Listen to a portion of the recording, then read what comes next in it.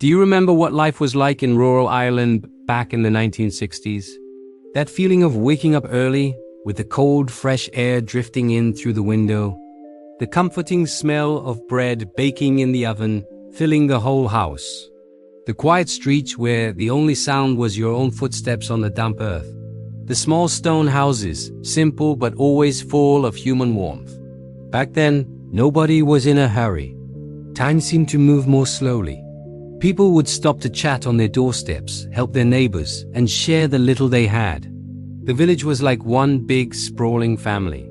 Today, I want to take you on a journey back to that time, a time that was simple, calm, and filled with good memories. If you lived through it, you'll feel this deep in your heart. And if you didn't, well, today you'll understand why so many of us feel such a powerful nostalgia for it. The rhythm of life was different. People woke up before the sun was fully up, greeted by the sound of the wind sweeping across the hills and the gentle puffing of smoke from chimneys starting their day. The houses, made of stone, were small but incredibly cozy, like a warm hug against the chill. There were no luxuries, no rush, but there was a profound sense of peace that's often missing in our world today. The day always began with that wonderful smell of fresh bread, a signal that another day in the village had begun. The streets were unpaved dirt roads, and the morning mist often covered everything in a soft, dreamy haze. People always greeted each other, a simple nod or a kind word, even if you'd seen them just yesterday. Respect was a natural part of life. That's how a village thrived, united, simple, and calm. The children ran barefoot, their socks sometimes clutched in their hands after a night of rain left the ground damp and cool. But it didn't matter. Childhood was free and light, filled with laughter that echoed across the green fields. The women cared for the home with a tenderness that's rare to see now.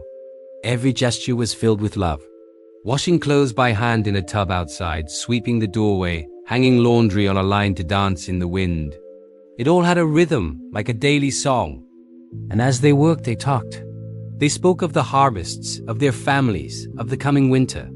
It was a beautiful, sincere exchange that kept the heart of the village beating. Nobody needed much. A roof over your head, a hot meal on the table, and good people nearby. That was enough. The men left early too, heading to the fields, out on the boats, or to the small workshops in the area. The work was hard, no doubt about it, but there was a deep pride in it. Working alongside your father, your grandfather, your brother, it strengthened the soul.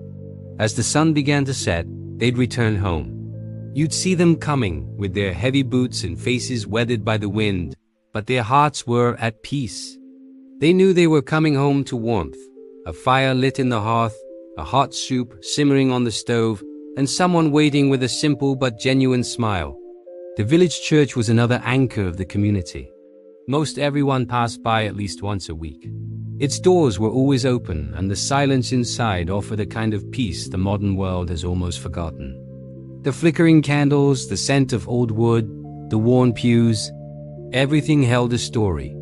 It was the site of weddings, baptisms, and final farewells, and each of these moments was etched forever into the memories of those who lived there.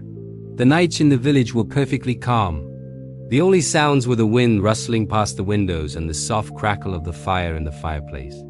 Families would gather in the small living room to talk, listen to old stories, laugh at simple things, and sip hot tea. There wasn't a television in every house. There were no cell phones, no internet, no constant noise. There were only people, together, sharing a moment. And that perhaps is what we miss most of all today. Life in the 60s wasn't perfect. The cold could be bitter, the work was grueling, and money was often tight. But even so, it was a life with soul, a life with time, a life with truth. When we look back now, we realize that those foggy mornings, those chats at the doorstep, that smell of baking bread, all of it wasn't just routine, it was love. It was community. It was the old Ireland, alive and pulsating in people's hearts. Perhaps that's why, even after all these years, so many people can close their eyes and feel a powerful nostalgia for what they lived through. And even those who didn't live it can feel it as if it's a part of their own memory. Because Ireland in the 1960s wasn't just a place on a map, it was a feeling. It was a way of life that marked generations and that, in some small way, still lives within us. Thanks for joining me on this journey back in time. If these memories touched your heart, be sure to subscribe for more stories.